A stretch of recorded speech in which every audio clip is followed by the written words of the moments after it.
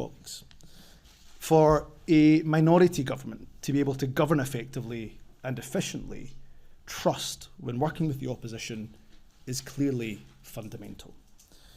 And while a route through this week's motion of no confidence was absolutely possible, I am not willing to trade my values and principles or do deals with whomever simply for retaining power. Therefore, after spending the weekend reflecting on what is best for my party, for the government, and for the country I lead, I've concluded that repairing our relationship across the political divide can only be done with someone else at the helm. I have therefore informed the SNP's National Secretary of my intention to stand down as party leader and ask that she commences a leadership contest for my replacement as soon as possible. In order to ensure a smooth and orderly transition, it is my intention to continue as First Minister until my successor has been elected, particularly as the Parliament will be debating some incredibly important legislation in the coming days and the coming weeks. I cannot tell you what an honour it is being the First Minister of the country I love, the country I'm raising my family in, and the only country I will ever call home. As a young boy born and raised in Scotland, I could never have dreamt that one day I would have the privilege of leading my country. People who looked like me were not in positions of political influence, let alone leading governments, when I was younger.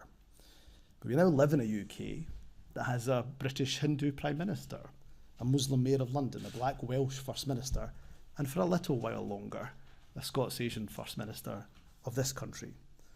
So for those who decry that multiculturalism has failed across the UK, I would suggest that the evidence is quite to the contrary, and that is something we should all celebrate. I've had the honour of serving in government for almost 12 years in a variety of roles. Whatever position I held during my time in politics, I've always been guided by my values. As First Minister, I'm incredibly proud to have a fair tax system, the most progressive in the UK, where those who earn the most contribute the most.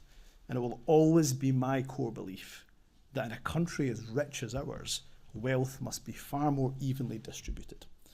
I've no doubt at all that whoever takes over from me will continue the Scottish Government's drive to reduce child poverty.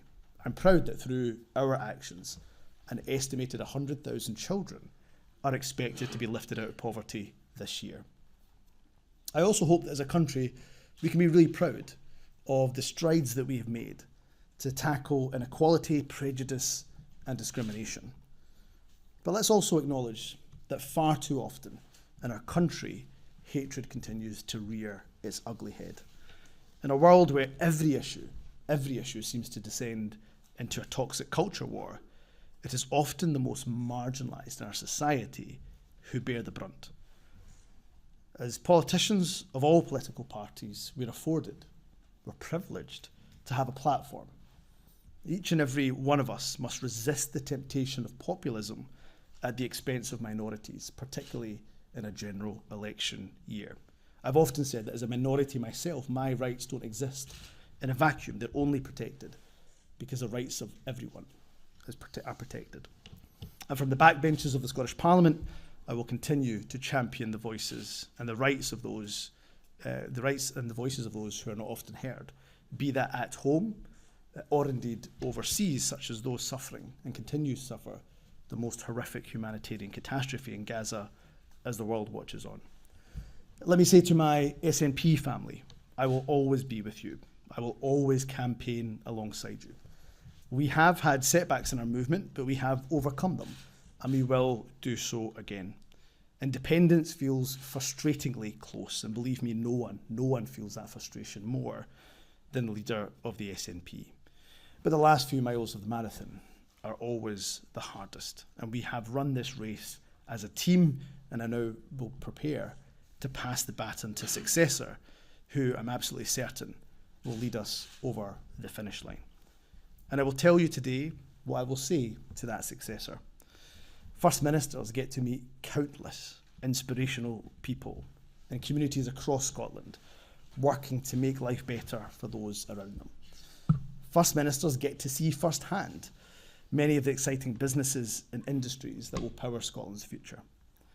And whenever First Ministers set foot beyond Scotland's shores, no matter where they go, in Europe or across the world, they encounter friends and admirers of our nation.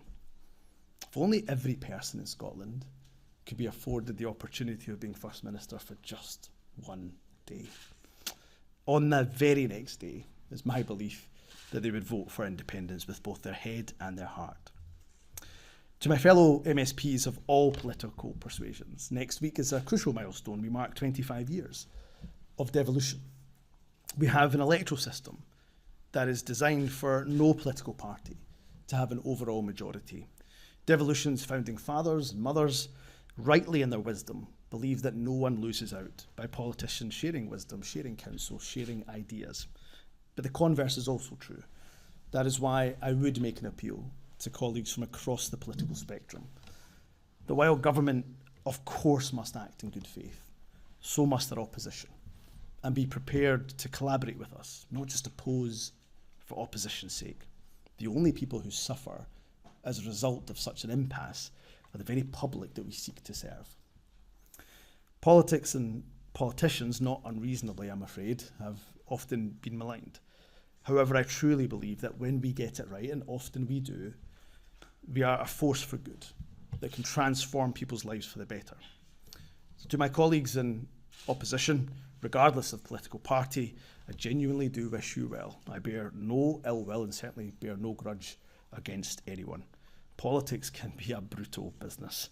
It takes its toll on your physical and mental health. Your family suffer alongside you. I am in absolute debt to my wonderful wife, my beautiful children, and my wider family for putting up with me over the years. I'm afraid you will be seeing a lot more of me from now. You are truly everything to me.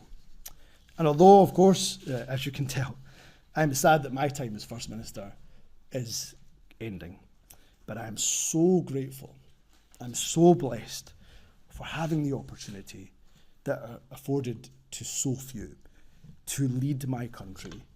And who could ask for a better country to lead than Scotland? Thank you very much.